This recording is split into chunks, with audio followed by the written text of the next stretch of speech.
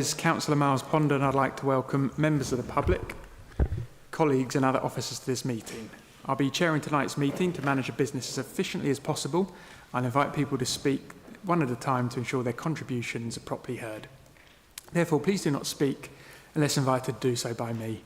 Thank you in advance for your assistance. I will not go through the fire evacuation procedure because we're all aware of it, and go straight to agenda item 1, which is membership, and I confirm there's no changes or substitutions this evening. Agenda item 2, communications and apologies. We received apologies from Councillor Smith. I'd also like to make you aware that Councillor Lambert's informed us that he has an engagement elsewhere later this evening. He therefore apologised in advance and he may need to leave early.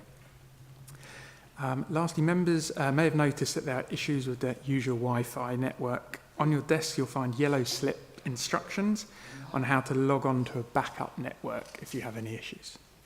Perfect.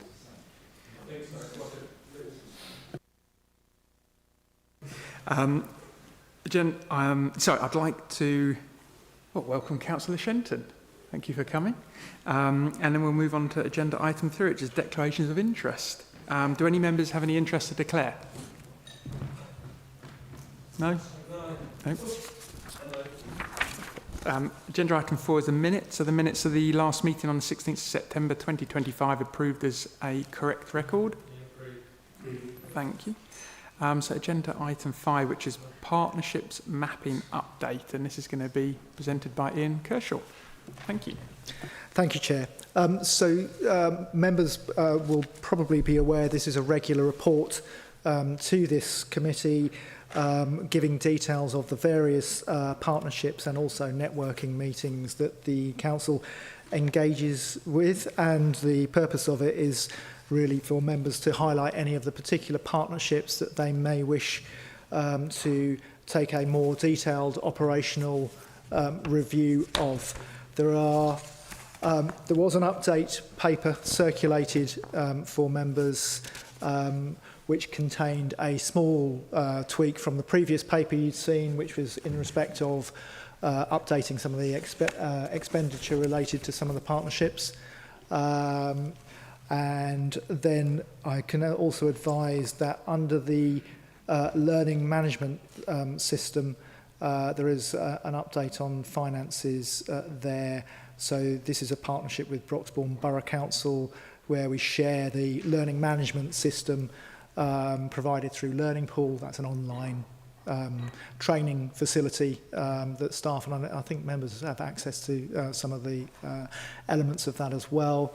So the costs in the report are updated. I can advise that this 3-year, it's last reviewed in 2024 and has 3-year costs associated with it of around about £10,000 per year. Other than that, I will endeavour to take any questions on the specific partnerships that are detailed. Councillor Butler, you had your hand up first. Yeah, thank you. I'm only just scanning through this very quickly. When it says longevity, it says the start date of these partnerships, and a lot of them are saying no end date set. How is this going to impact when local government reform takes over, please? Yeah, so the general principle is that most of the arrangements that this council engages with, be that partnerships or be that contracts, will novate to whatever new authority is formed at that particular time. So let me use one as an example that I happen to be immersed in, which is the Hertfordshire Waste Partnership. So that's a partnership of all the collection and disposal authorities across the county where we come together, pool knowledge, and we also engage in some joint commissioning arrangements. That will, I would be very confident of, continue under whatever unitaries and waste disposal authority is invoked at that stage. So there is a potential for example, a waste disposal authority to remain county-wide under a new arrangements. Can I just come back, please, Mr. Chairman? It's only my concern is that when reform happens, and not like that, Maurice, don't panic. When local government reform happens, you've still got your chair at the moment. Anyway, when that happens, I'm concerned that you've got a year, 27 to 28 potentially for handover. That needs to be smooth. And if things aren't being put in place now, and I keep asking this at nearly every scrutiny panel that I've been on, it's going to be an absolute mess. So I'd rather start looking at processes and programs now to have a smooth running, especially when that happens. I appreciate what you're saying. There are certain contracts that will just hand over to the new councils and stuff like that, fine, and they'll be honoured. But when I'm seeing stuff on here saying ongoing, well, how long's a piece of string? So I want to see things starting to put in place to make this as smooth as possible.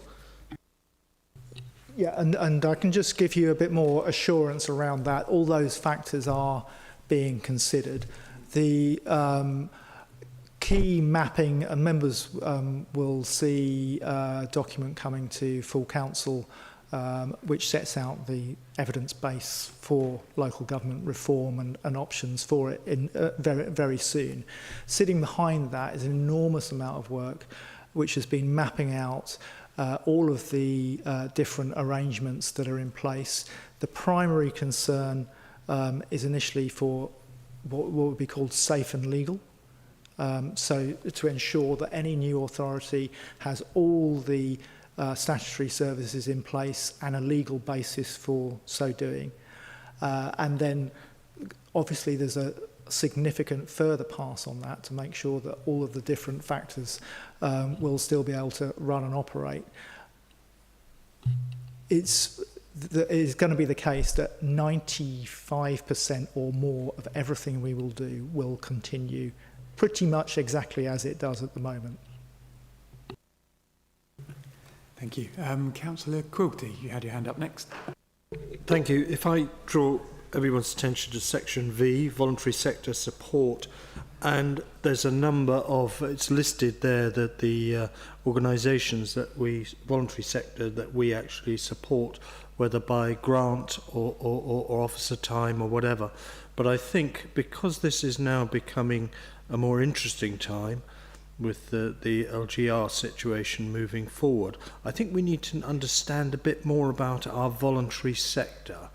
We do give them quite a lot of money in various different ways. So I'm wondering if we can actually have sight of their minutes, of the actual minutes that they take, maybe of, and I'll leave it to yourselves as to how many minutes do we want to see, for example, Home Start, whether we want to see a year's minutes or just the last two meetings.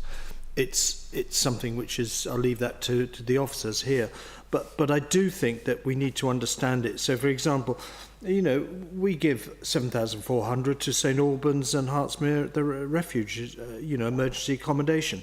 Well, it says it here, but I know nothing about that, and I think we all need to start getting up to speed on what the voluntary sector does, how much we put into it, and all that sort of thing.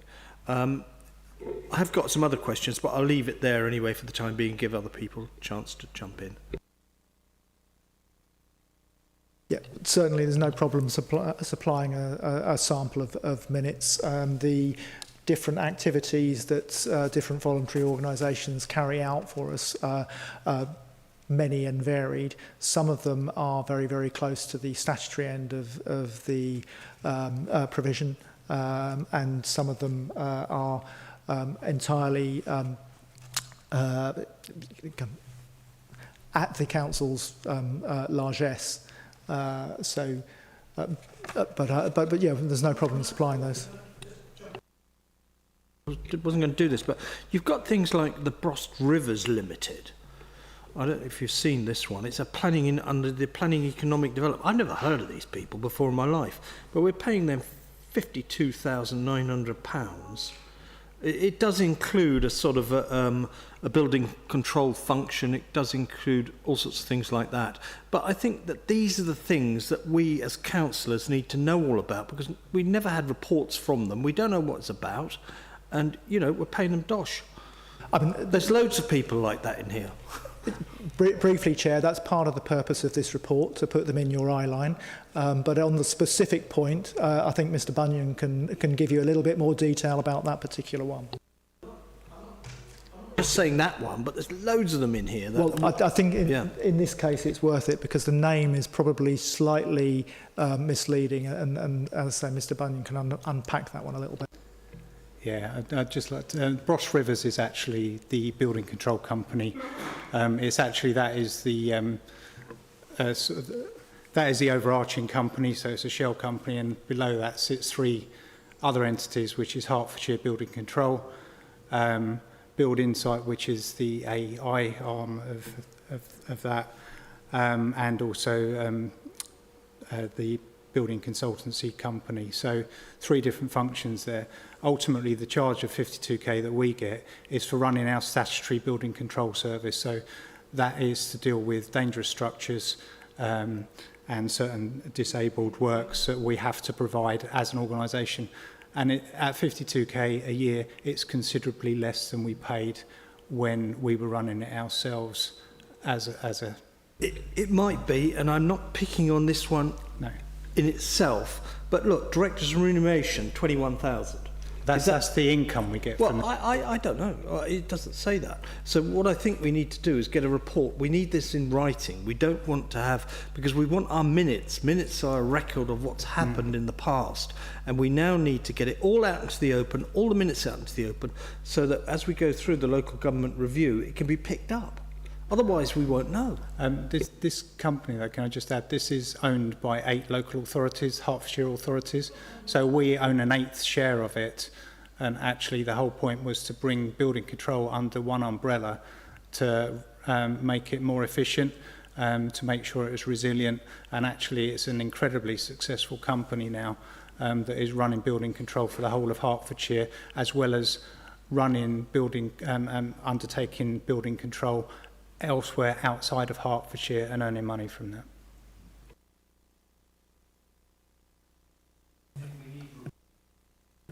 Right.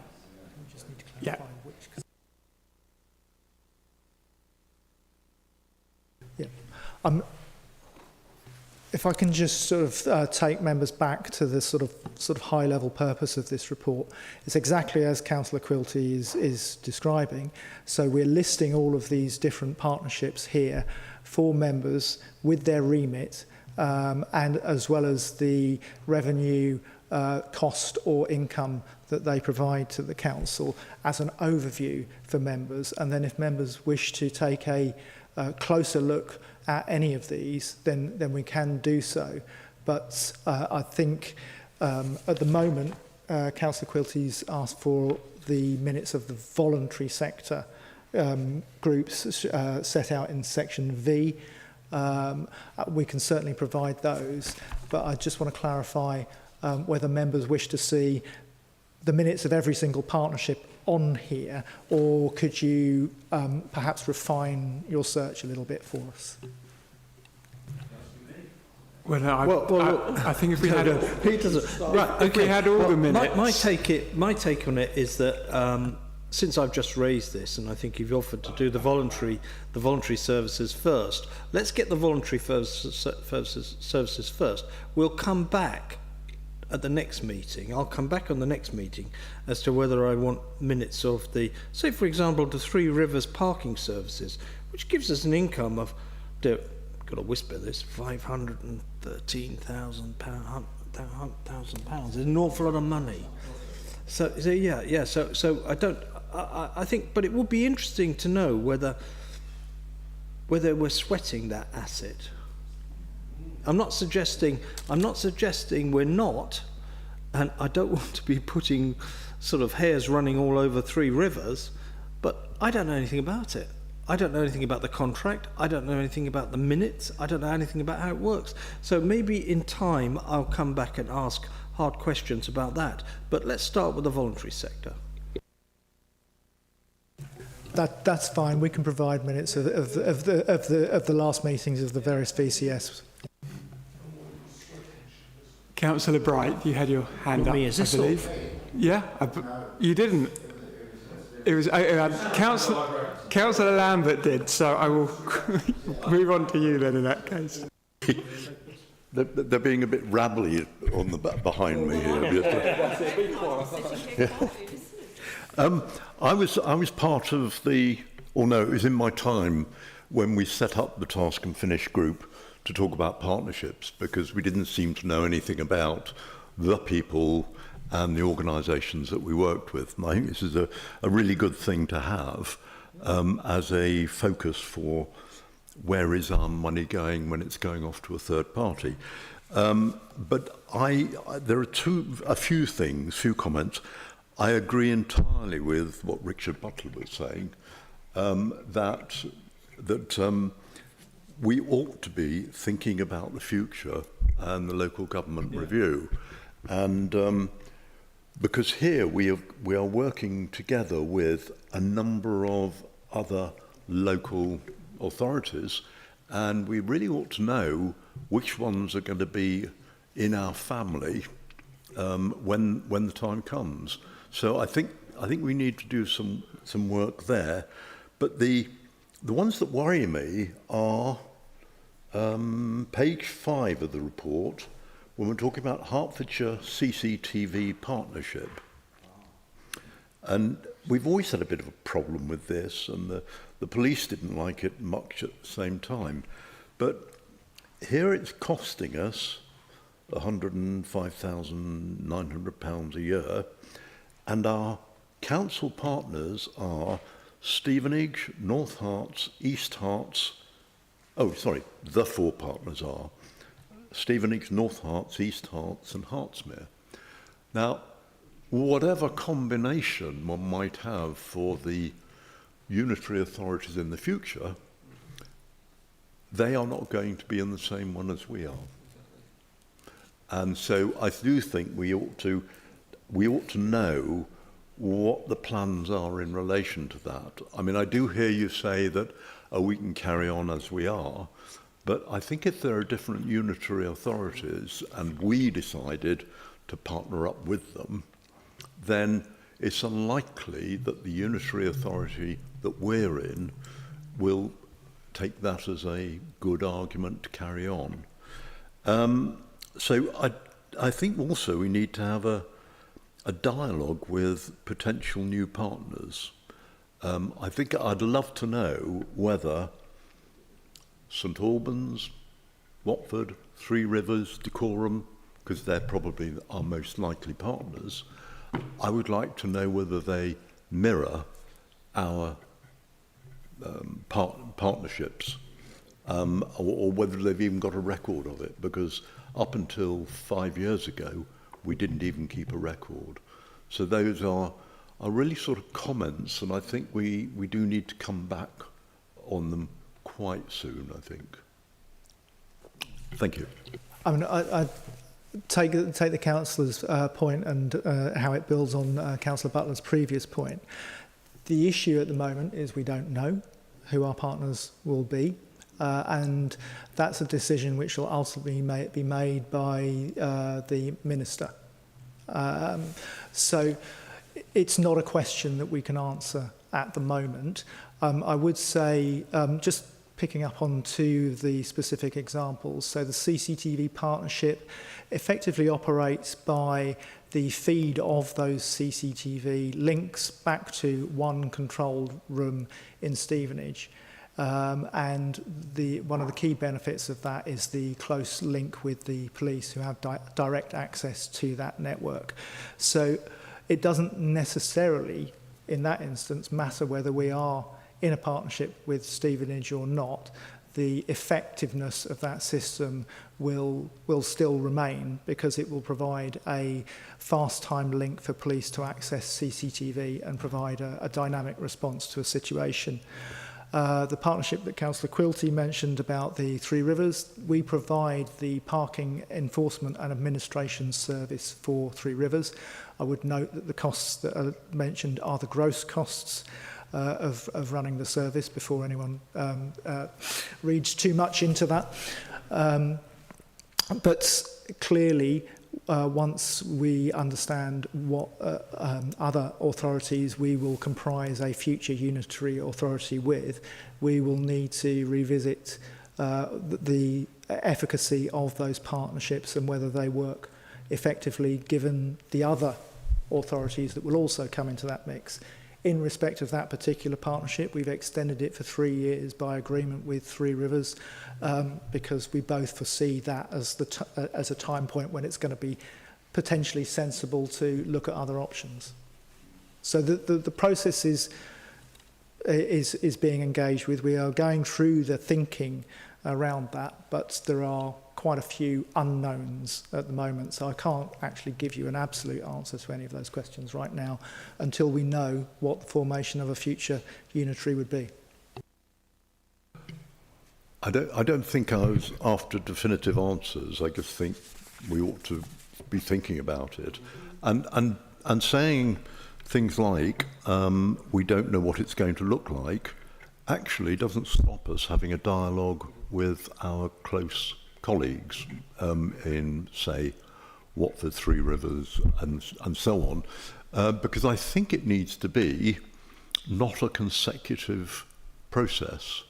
I think we ought to be thinking about these things before the decision is made about who our partners are going to be, because otherwise we will be in real problems if we don't start until we know what the shape and the structure is. I think at least we need to be able to understand our neighbouring councils, how they think and feel about some of these issues. Thank you.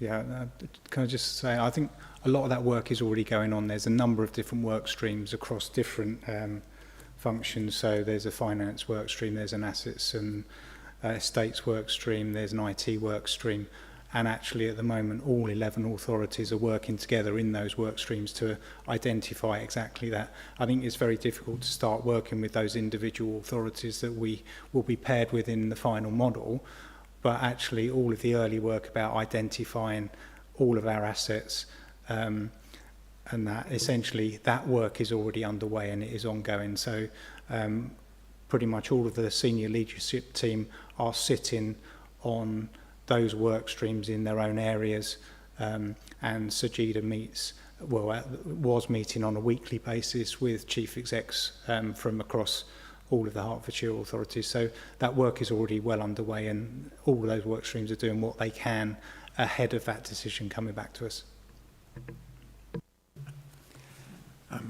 Councillor Kazar, you were next, I believe. Thank you, Chair.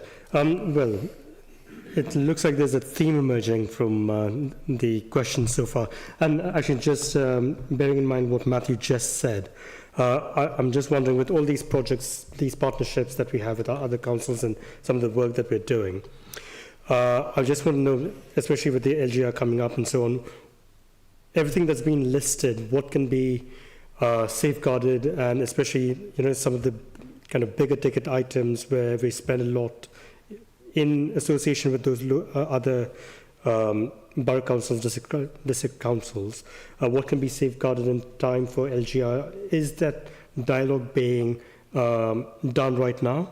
And then, what can be safeguarded? That was my kind of key question. But then a quick suggestion also, because someone in the committee did mention about minutes and so on, and what could be the threshold for asking for minutes in terms of the partnerships. I think a suggestion from my side would be perhaps, and there's just a suggestion, maybe anything about 70,000, 80,000, any project that is in that ballpark. Just a suggestion.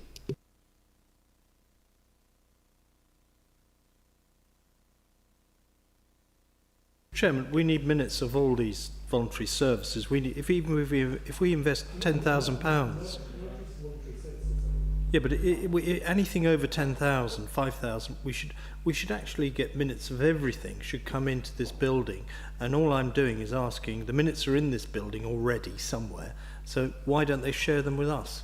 as members of this review scrutiny? I think the committee has agreed that you'd like to see the minutes of the last meeting of each of the VCS bodies, and that's fine.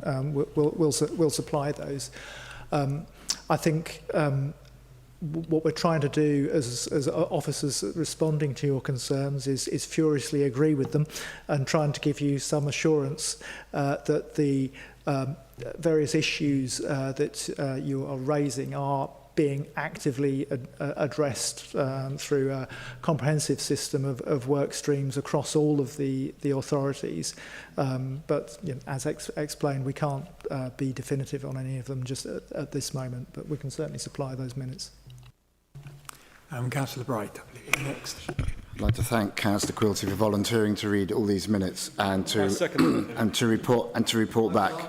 Extraordinarily magnanimous, and we're grateful. I was just following on from David, Councillor Lambert was saying. Not that I want to disagree, but I think firstly I was aware of what Matthew was saying about how much the leadership, the executive and the officers have been meeting, obviously over the last 8-9 months, whatever it is, to pull things together. I think the reality is there are too many combinations of what might happen to start saying, well, let's go to the authorities and say, well, we could end up with you. If we end up with you, what do you think of this? Because they're in the same position. Then they would have to go to everyone.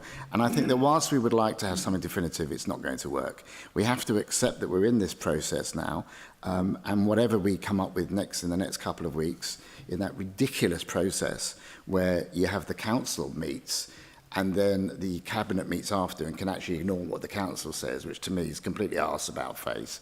But you go through this whole process and you can end up saying 3 or 4 or whatever, and the government does what it's done to Surrey anyway and just said you're having 2.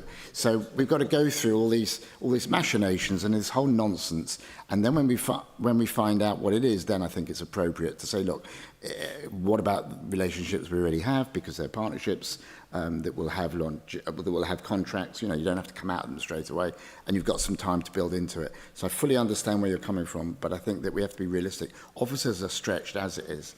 I'm concerned about resilience with everything that's going on, and I think that will just add to it.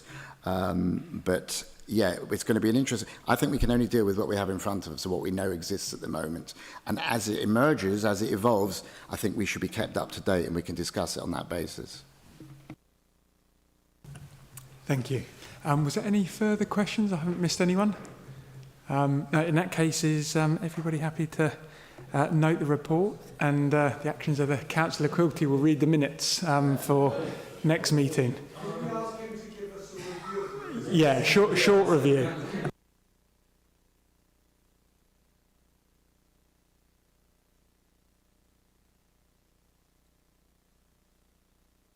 We're paying for these organisations to work on behalf of our residents. So I think we owe it to our residents that we're actually monitoring the money that we're spending, and we're seeing it spent efficiently.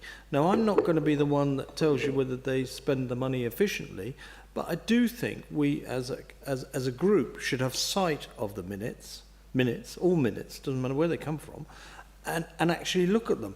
And you know, when at the next meeting I'll start talking about the minutes of our networking groups. There's an awful lot of networking groups that we are here and we're officially members of. We don't know what they do. I mean, I don't know what, for example, I've got a clue because it's in the title, Hertfordshire Lifestyle Network. But wouldn't it be nice to have, meets quarterly, officers go there every quarter, so wouldn't it be nice to hear back maybe once a year, from your own group, Ian, the HACO, parts subgroup, Parks Herts, Street Scene Services, quarterly. I don't know what that does.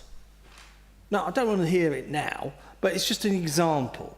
And I think eventually I'll be asking to see the minutes of all these groups so we can get to grip with what's actually happening. Okay, thank you. Thank you very much. We'll now move on to agenda item 6, which is the procurement update for Q2 of 2025-26, and this can be presented by Matthew Bunyan. Thank you very much. Yeah, thank you, Chair. So this is the quarterly update report on procurement, and not a great deal to say this month, but the report just focuses on where we are in terms of delivering the procurement action plan and the current procurements. So, as members will be aware, the procurement strategy was approved by full council back in February. The action plan that's set out in 3.2 has mostly been implemented or is ongoing or embedded. So, one of the actions there in relation to training, there was some training that was undertaken during September and October, but I'm advised that there will be some further training for officers that missed that training, but otherwise all of those actions are pretty much completed. In terms of current procurement, so there's 4 set out in 3.3 in the table there. So the employer's agent for future developments, that currently is a pre-market engagement. Civic office refurbishment, the reception refurbishment is now an evaluation, and there's been 2 awards in relation to planning consultancy and weed spray. Not able to include the amounts in that table at the moment until those awards have been published, but that's really where we are in terms of procurement for this quarter, and I think in relation to the Procurement Act, etc., I've reported on that previously, so not a great deal to add at the moment. Thank you very much. Does anyone have any questions? Councillor Bright. Yeah, thank you very much. Under 3.3, current procurements, I was wondering whether or not Councillor Butler would like to give his thoughts on the contract identification for weed spray, bearing in mind that his obviously his work is around gardening and so on, and it's always good to have some expertise on these matters.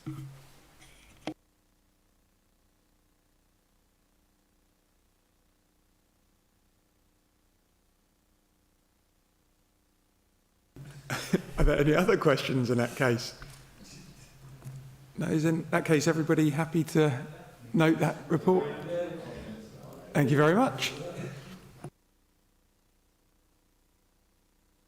So we'll now move on to agenda item 7, which is the financial monitoring for Q2 of 2025-26. And again, this will be presented by Matthew Bunyan.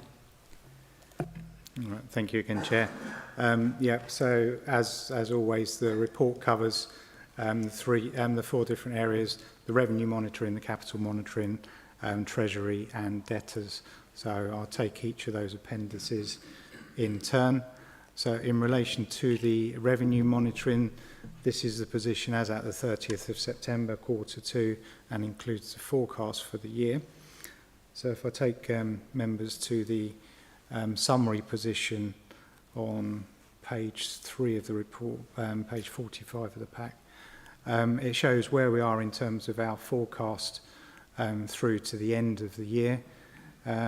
So the current variance based on budget to date is a favourable variance of 801k, with a forecast variance for year end of 1066k, or just over £1 million. And the variances are set out there by service. Obviously, the most significant variance that is showing is in relation to asset management and engineering, and the majority of that variance is due to the rental income from EFS and from the platinum stages. And I think when we set the budget this year, we did increase the rent back to the full provision of 1.7 million, which was an ambitious budget at the time, given the fact that stages were to be brought back into use, but there was going to be some downtime, and actually those stages are now coming back into use. So they won't be earning the full potential income until, well, they've only just started earning that full potential income. So we've now done review of the rent as the lease requires every October, and that is now reflected in the forecast through to the end of the year. The platinum stages, which currently still sit with the council, although we are intending to include those in the lease going forward, we had a tenant in there paying a very good rent. Unfortunately, that tenancy has now ended very recently, and the EFS are in the process of trying to get a new tenant in for there. So at the moment, we're predicting we'll see some losses over the next couple of months in relation to the platinum, but hopefully we can get a new tenant in there very soon, and that will improve that gap. I suppose the other variance is really to pull out. There's some smaller variances, but the two sort of more positive variances in relation to environmental health, I think I've mentioned previously, are down to vehicle licensing and the amount of vehicle licensing that we're seeing coming in. That has resulted in additional staffing costs, but the actual income is outweighing that additional cost.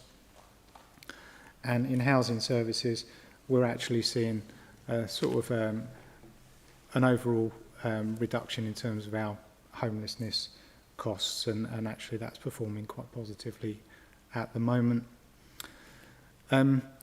Investment interest I will come on to in sort of the third appendix, but as you'll see, that is generating a significant surplus this year, and so I'll touch on the reasons for that when I get to that part of the report.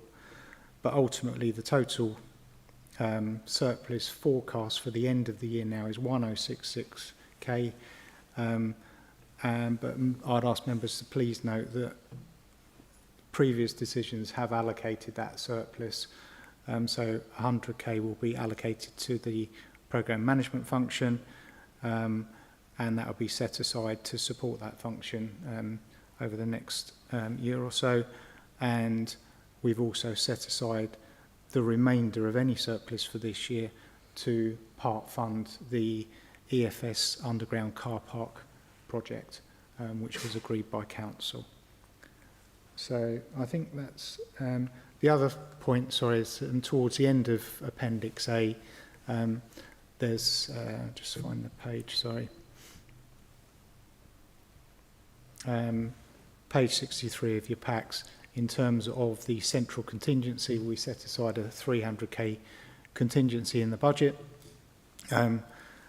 That contingency has mostly now been allocated, and you see the table in 15.2 sets out how that has been allocated. There's around 32,000 remaining in that contingency at the moment, should anything else come up during the year.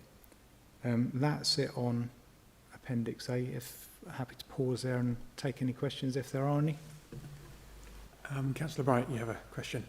Yeah, thank you. And obviously I'm going to mention Hertsmere Studios, so I'll declare an interest, an other pecuniary interest as a council appointed director of the board. But these matters are around landlord matters, so I'm able to speak on them. But just for the sake of transparency, it's appropriate that I mention that. There are two quite sad ironies in these papers.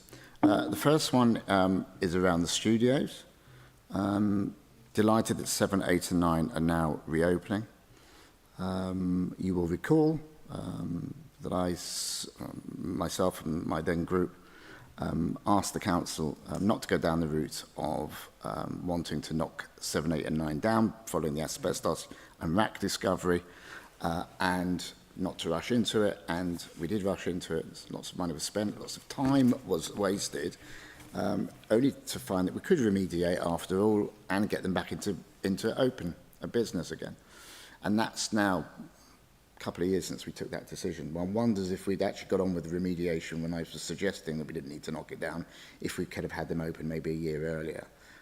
I know, looking back in hindsight, it's all very clever, but I think we are a scrutiny committee and we're here to scrutinise, and it wasn't as if it wasn't raised at the time about not knocking down. So it is what it is, but I think that's unfortunate. I think whilst I'm on the EFS situation, I thought that the contract for the Platinum was 5 years when it opened, unless there was maybe the break clause. I'm getting a nod that there might be a break clause there, but I thought it was for 5 years. And the second irony is around the feasibility budget under 2.2.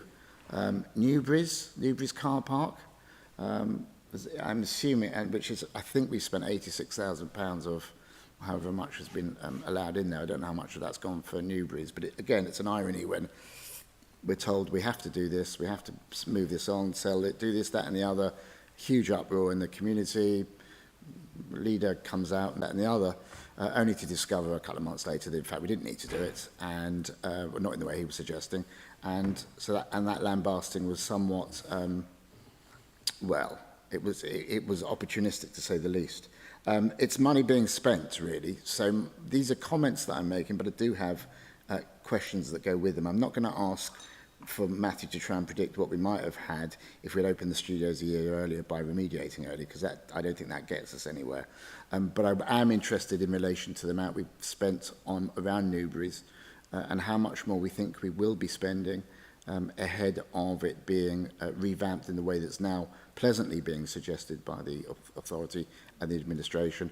I'd be interested to know what he thinks the total costs of that project will be, and when we will get, if you like, our money back from the income that we get as a consequence of the work that's being done on it. Thank you. In relation to Newbury's, I'm afraid I don't have that, but I'm going to look to my right. I don't know, what's the time frame for bringing that report forward now? So at the moment we are scoping out the works and therefore associated costs with resurfacing of Newbury's car park. So I can't give a definitive figure to that at this stage, but we're actively looking at the various things that we want to do to improve it, which would be resurfacing. We want to look at the lighting in the car park and also the CCTV, and we'll bring forward a capital bid to support that in the usual way. So the capital bids would be then for approved at the February meeting of Council.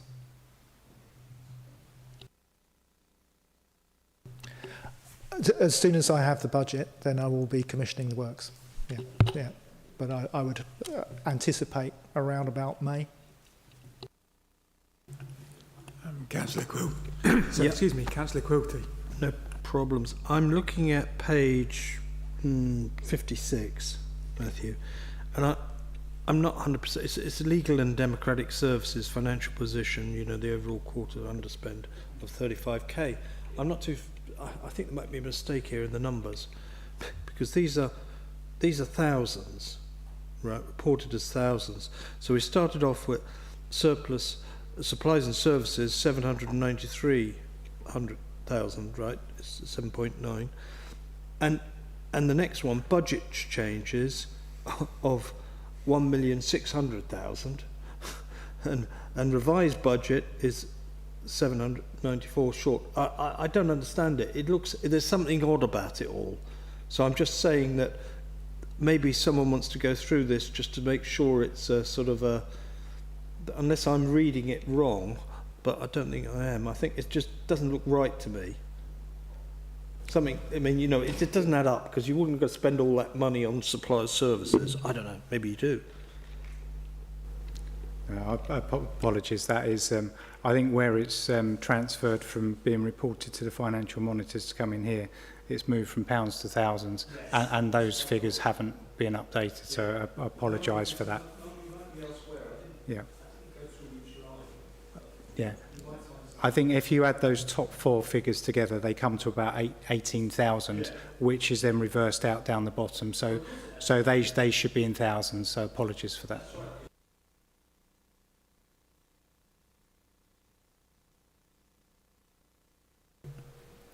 Councillor Lambert. I've just got a quick question on waste services and recycling income, which is on page 12 of the report. When I was involved with financial monitoring, waste was one of those areas where it fluctuated enormously. The price that was being paid for paper and for cardboard and all those sorts of things. We now seem to be fairly consistent. I mean, out of an income of projected for the year of 1.5 million, is that right? Yeah, 1.5 million. We're only 37,000 adrift positively. Does this mean that the situation about recycling and the prices we get for recycling has now stabilised, or is this just a lucky break? Thank you.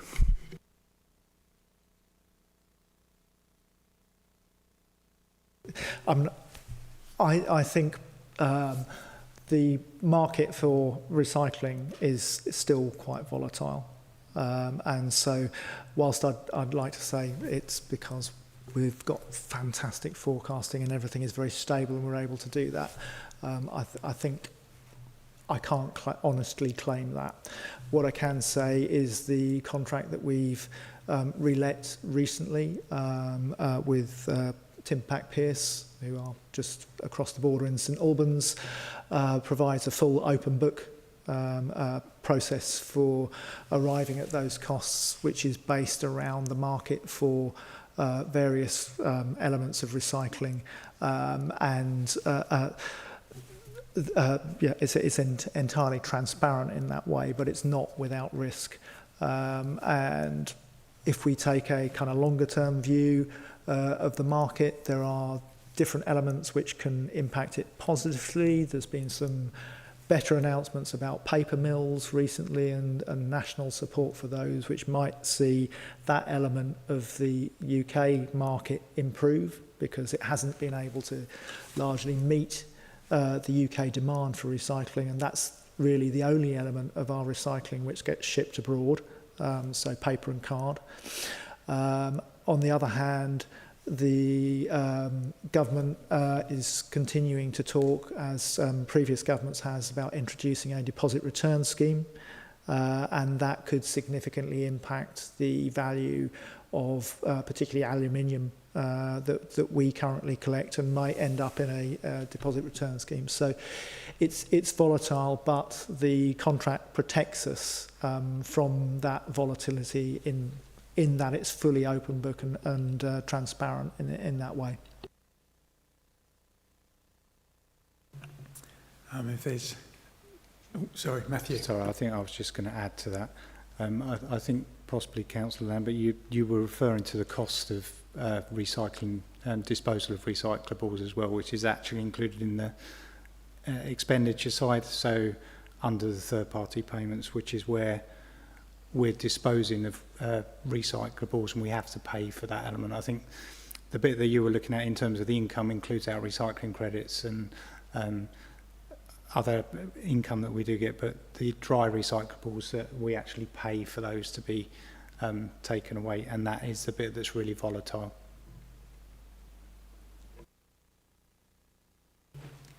There's no more questions in that section. Matthew, we proceed with section Appendix B.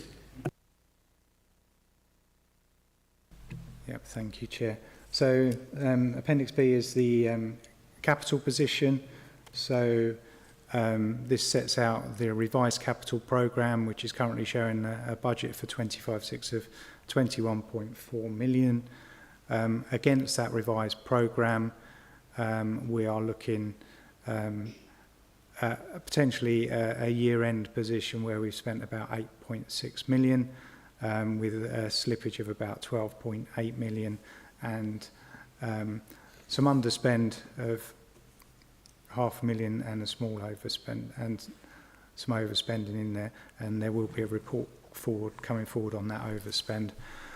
In relation to why we've got such a significant slippage, there's in particular the majority of that is made up from 3 developments, so the first 2 being Darks Lane and the Cannon Public House, and those developments are currently being looked at by asset management, and say that they're under review and will be brought forward later, so they're not now going to happen until next year at least. Catterick Way, there has been some expenditure in relation to that.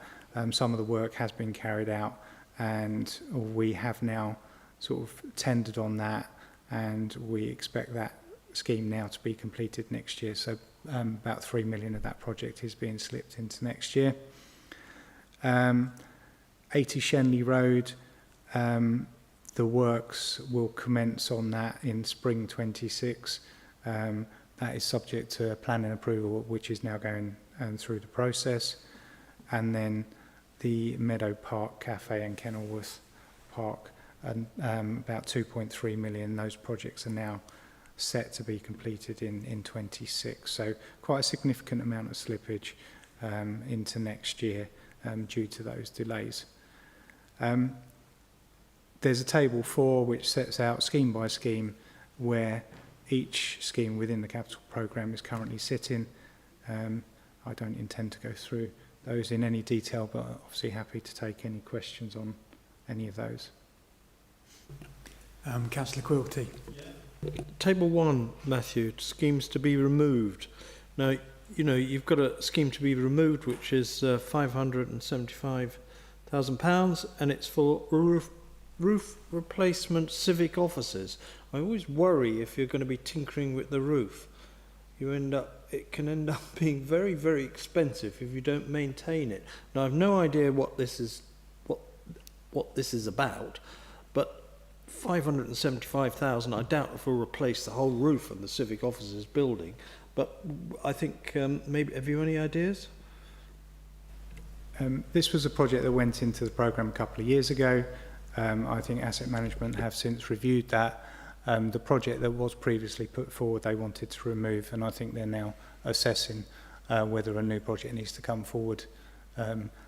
I couldn't comment any further on that. It's really done. It's something that asset management, but I'm sure we can come back to the committee with a response on that. Any further questions with Appendix B? No, in that case, can we move forward to Appendix C?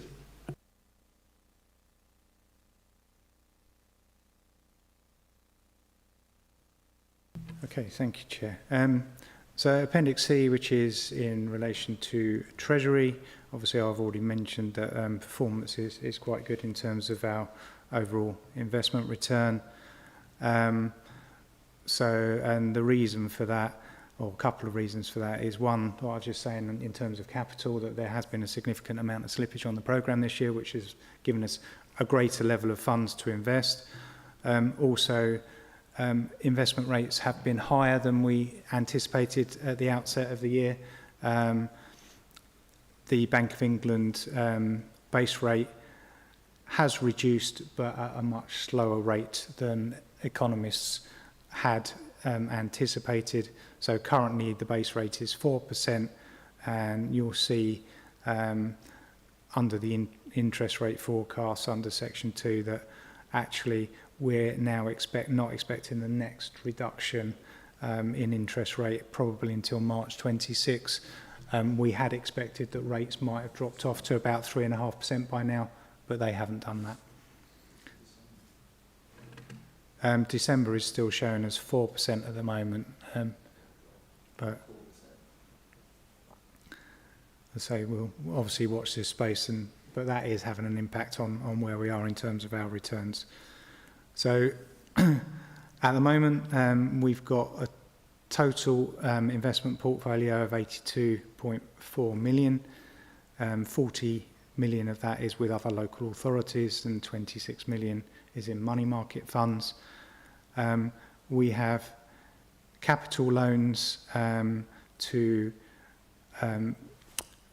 our joint venture partner, Hertsmere Living Limited, and to Inspiral. And we have working capital loans to EFS, to HDL, and to Building Control included in there. And there's some commentary in relation to all of those loans set out in Section 4 of the report. And then overall, as I say, we had a budget of 1.5 million for our overall investment. That budget was subsequently revised because we agreed that we would fund the management senior leadership restructure from that, so that was increased to 1.7. And currently we have a favourable variance of 719k against that, and we're forecasting a favourable variance by the end of the year of 1.6, just over 1.6 million. And as I said, that was reflected in the revenue position that we went through in Appendix A. That's all I wanted to say on that one for now.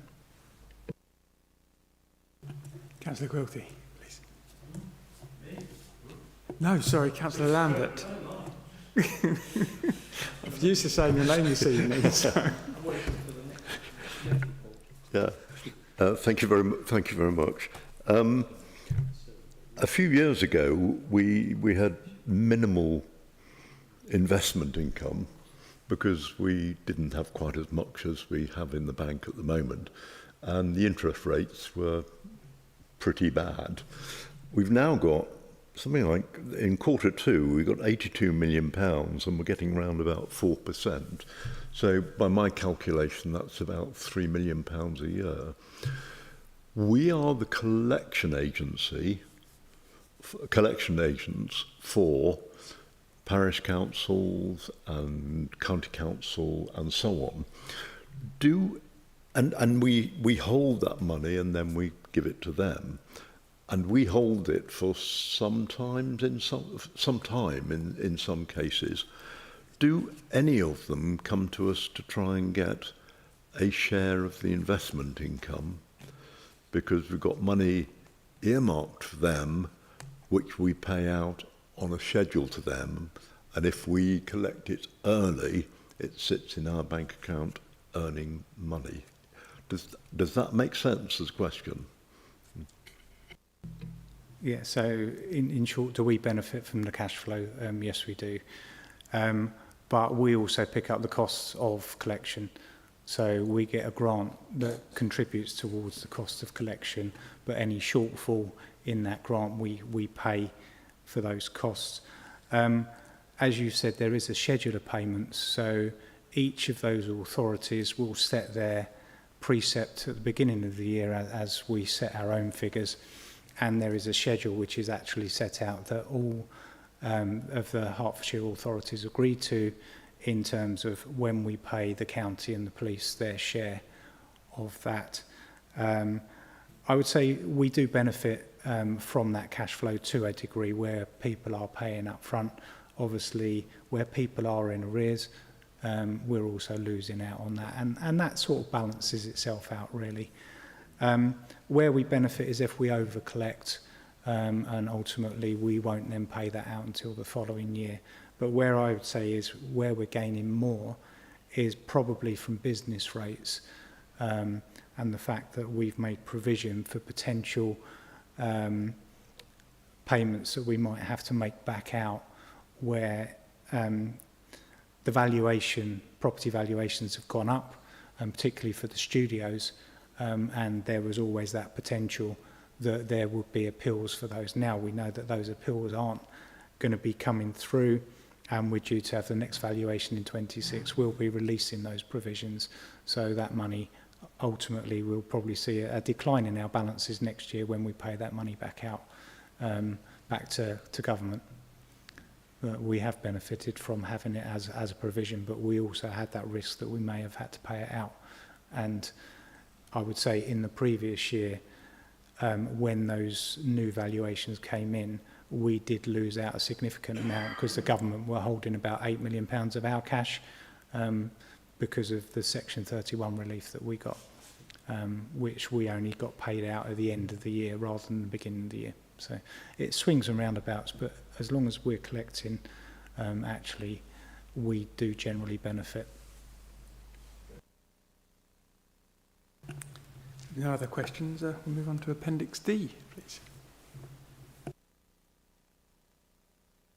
Right, okay, thank you, Chair. So this is the overall debt report, and I think obviously the numbers in terms of our outstanding debt are set out in summary on Table 1. So we're showing a total debt at the moment of just shy of 14.4 million. So that is up slightly from the previous quarter, but what this does, that's not unexpected for Q2, and generally that's when we start raising summonses for council tax and business rates. Actually, the the chart on the next page shows sort of the current trend, and we've not had as big an uptick in the overall level of debt as you'd expect in Q2, and that's because the summonses for the main council tax, or the main council tax summons run, was actually just after the end of the quarter, so that will show in the next quarterly report. But I think generally the position of debt is going in the right direction. So we've seen over the past year council tax debt coming down significantly, and you'll see over the last quarter council tax debt has come down by, say, almost 750,000. So that's continuing that trajectory that we had last year, where we were collecting a lot of prior year debt, and that continues to be the case. And in doing that, we've now met our target on collection that we set for the previous year and for earlier years. Business rates has actually gone in the other direction, and that's because, as I said, we've just raised all of those summonses for those businesses that are in arrears.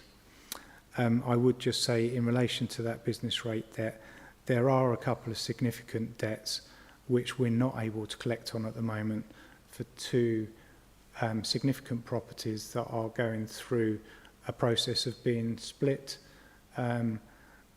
They're two significant sites. I probably can't go into it in a part one meeting.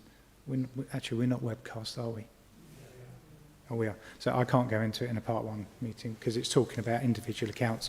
But there's significant amounts, and until the valuation office confirms the split of those properties, we're not able to bill the existing owner, because ultimately they will not be responsible. It'll be the separate tenants that are responsible for that debt.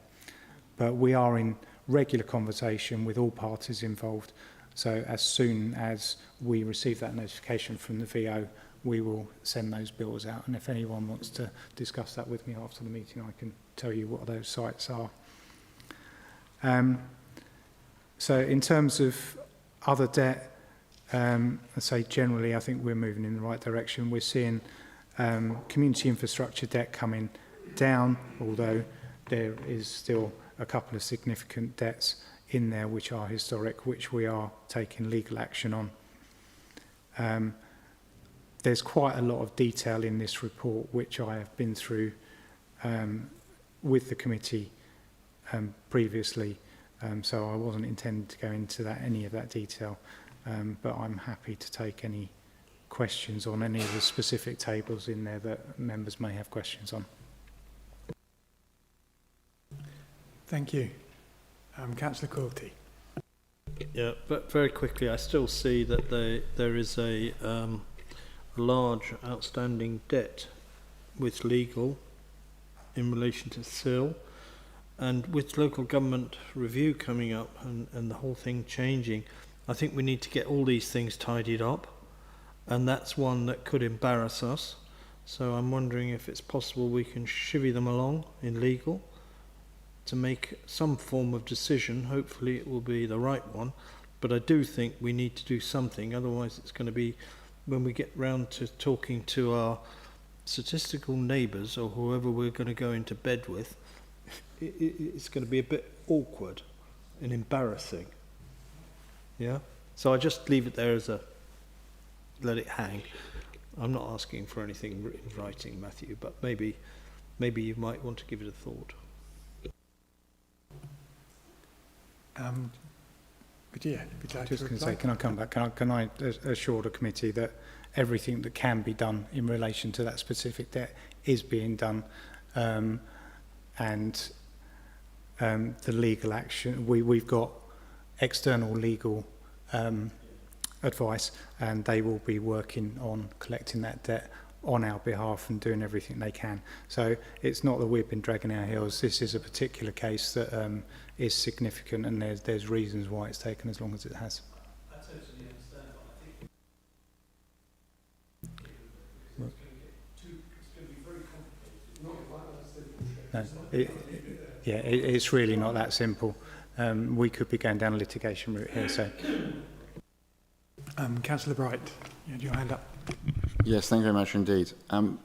Matthew, in relation to debt and the bigger picture of debt, not the smaller stuff, but the bigger stuff, and I'm asking because of this, what is the process, this great rush to clear debt when there are other authorities that have got debt and we're going to be merged with other authorities? I'm not saying we shouldn't clear our own debt. What I'm trying to understand is what is the situation and what are we seeing from elsewhere where there are discussions around unitary that's slightly further down the line with us, where there are some authorities that are being merged with others that come along with a load of debt. What I don't want to find is that we've worked very hard to get ours down to whatever it is, as near to zero, as near as possible, and someone that we end up, using Councillor Quilty's phrase, in bed with, we could end up saying we've got debt after all. So in other words, what are you getting from government that says, be reassured that actually you should be following the right appropriate financial principles and that we will be looking very carefully to look into that? I just don't want to find we get dumped with other people's problems when we've managed to sort our own out. I think obviously, Councillor Bright, you're talking about our own debt in terms of our borrowing requirement for capital projects, capital investment that we've made, as opposed to this is debt that is outstanding and so to us. And the reason we're looking to try and reduce that level of debt or that borrowing need is because of the impact it's having on our revenue budget. So under capital accounting regulations, we're required to make something called a minimum revenue provision against our revenue account, which is currently about £500,000, because we've got previous projects that are funded from borrowing. If we can reduce that borrowing by allocating capital receipts or other reserve funding that we're able to allocate to fund that previous debt, we can clear that requirement to make a charge into the revenue account, therefore freeing up revenue funds to invest in other service areas. That's our priority, to actually reduce the revenue impact now so that we're able to set a balanced budget for the next couple of years. That's my priority. Yeah, okay. I mean, that kind of answers it, but it answers it in the short term. It's still saying that I understand why you need to make the books balance. We've already heard that we've got money in the account, getting 4%, whatever the rates are at the moment. But as I said, I'm just this great rush to do the right thing, which we should do. I'm just concerned. Again, I'm probably asking questions like before when I'm saying, well, there's nothing we can do at the moment. We don't know the answer. But I just think we need to be aware of what our peers are doing in relation to debt as well, so that we don't get sort of hooked into some of their issues further down the line. Thank you. Any further questions from anyone? No, in that case, I believe we've gone through it all, and is the committee happy to note the report? Thank you very much.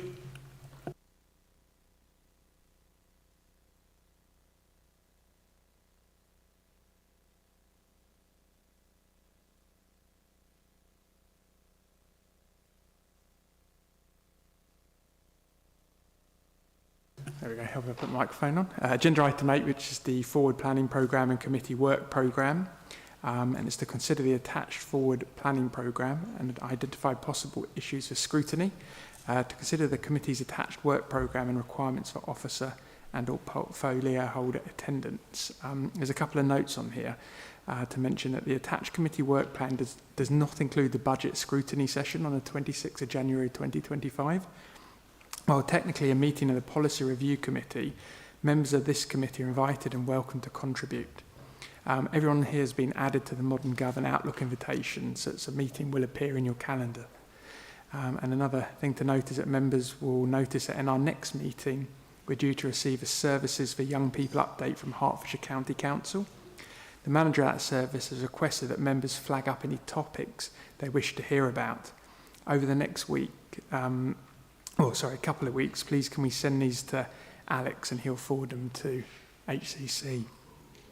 Does anyone have any questions? Councillor Kazar.